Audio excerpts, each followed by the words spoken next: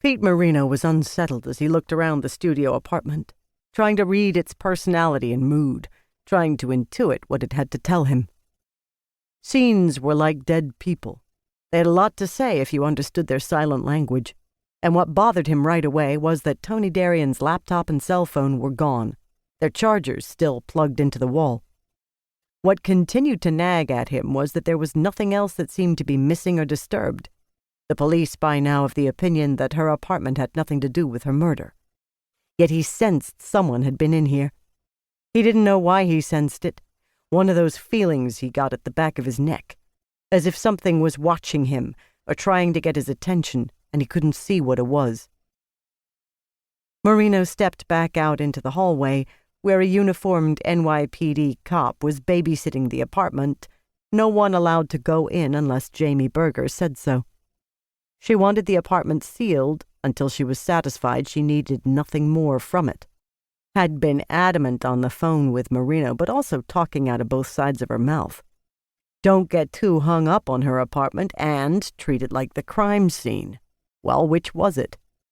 Marino had been around the block too many times to pay much attention to anyone, including his boss.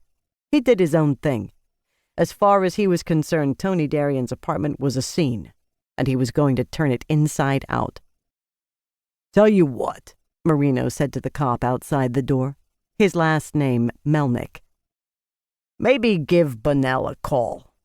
I need to talk to her about the missing laptop, the cell phone. Make sure she didn't take them."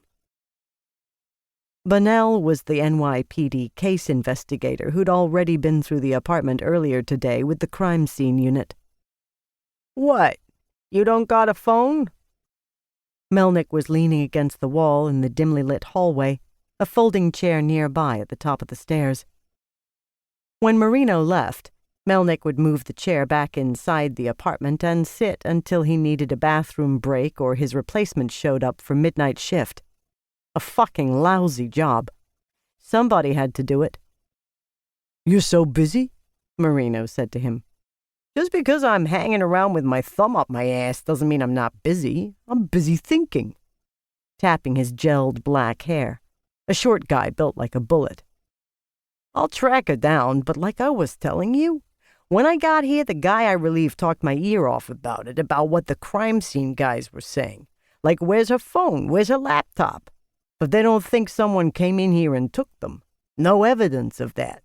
I think it's pretty fucking obvious what happened to her. Why do people still jog in the park at night, especially females? Go figure.